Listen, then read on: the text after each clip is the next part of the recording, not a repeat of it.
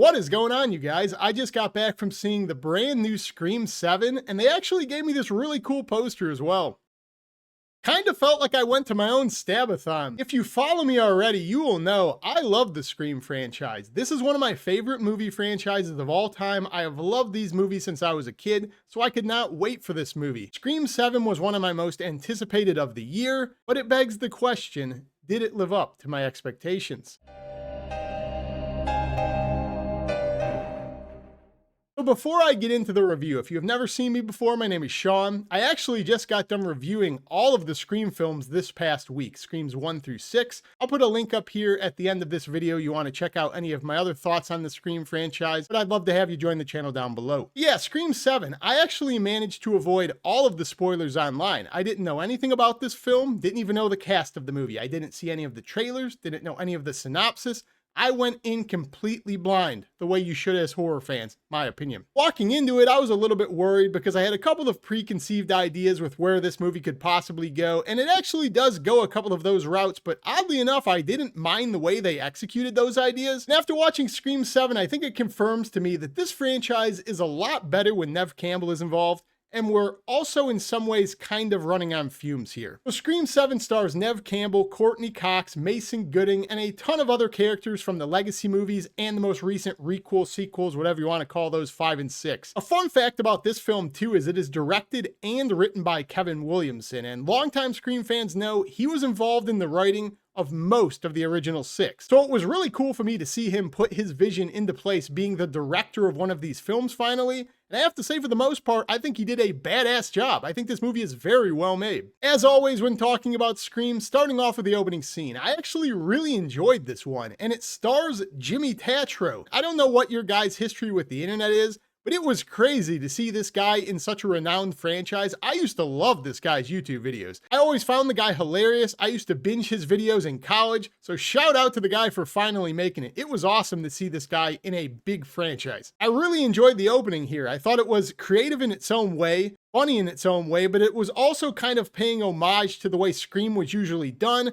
But again, it was meta, like a lot of the movies are now, in adapting its own little style on it. It also caught me off guard the way it's executed. I think it is misdirecting in the way it is filmed. Once again, shout out to the director, Kevin Williamson. Great job in this film. Up until the finale of that opening scene, which includes one of the most sinister kills in this franchise, and that is going to be a theme I keep talking about when I talk about this movie. As for the central plot of this movie, it stars Neve Campbell again as Sidney Prescott. As we know, she was not in Scream 6. She's back now, Scream 7. A lot of fans, including myself, were a little bit worried we were going to have that fall off because she was not in the most recent film. How are we going to segue that into another film as if that time lapse did not happen? And in this one, she is back once more as a mother to her daughter named Tatum after her best friend from the original film. And knowing how the Scream franchise plays out, life cannot remain simple for too long because her life in motherhood is going to be shaken up by Ghostface, who returns to her new town. Now, on one hand, you could call it kind of lazy, kind of cliche to keep going down the family tree. You know, they did that with Halloween 2018, and horror movies always creating another character to kind of move the franchise with.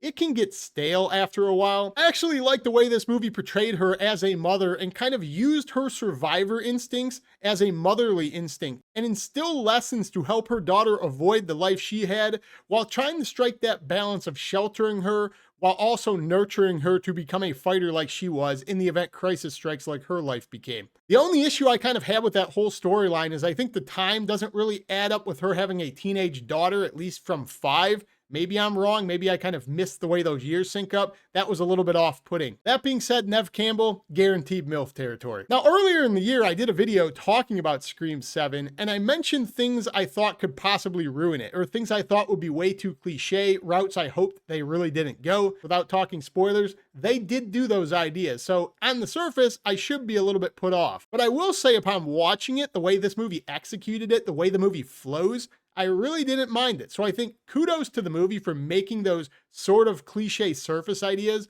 come to light the way they did and not be bothersome. There came a point in this film I was kind of thinking to myself, okay, this feels a little bit amateurish. We're kind of running on fumes here. What could we do with this franchise? This is kind of played out. But at the same time, I was thinking to myself, I'm entertained now. Like, I'm oddly invested in this story. who's the killer? I'm trying to figure it all out. And I was like, isn't that what the point of these films has always been, as opposed to being high level art? I really thought I knew who the killer was. I actually turned to my brother next to me and I said, I think I figured this movie out about 25 minutes in.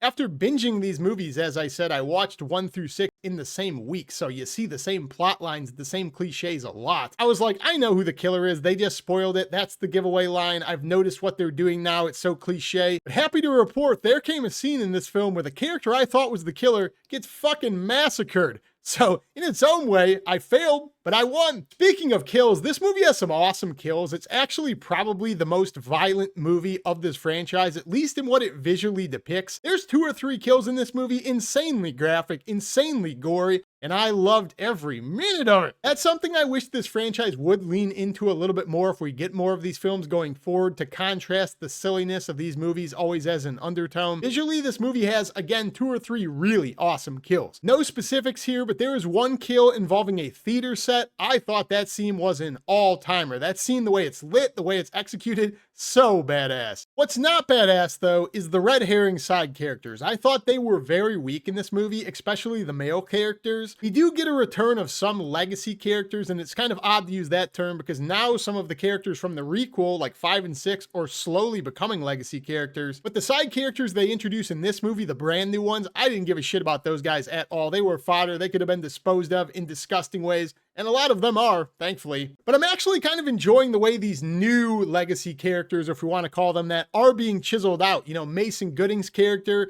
the new Randy archetype as she explains the movies every single time. In this one, you get an introduction of her daughter and husband, who I think are both really strong characters. So in a way, this movie opened my eyes to how I think we are kind of over that awkward transition period of this franchise. Sure, as I said, Neve Campbell will always be the backbone, but I think now we are starting to build new legacy characters up now that have survived a couple of movies. They are strong characters, they are well acted, and I enjoy the direction this franchise is going, if I'm being honest. And I will say there is one scene involving Sydney and her daughter. I thought that scene was really emotional. In fact, I thought it was probably one of the better overall scenes of this franchise. When it comes to Sydney talking to her daughter in a moment of crisis, kind of teaching her like a mother, that was a very emotional scene to me. I thought that scene in general was just a great scene, and it was that scene in the film that really won me over and made me think, okay, I'm really digging what we're doing here. The only gigantic negative I have for this film, and I have talked about this point in every single Scream review, so if you're sick of hearing it, my apologies. I think the reveal when the killer unmasks, he talks to you, tells you his motivations, that is hyper important to this franchise. The scene where that happens in this movie, where the killer takes his mask off, talks to you,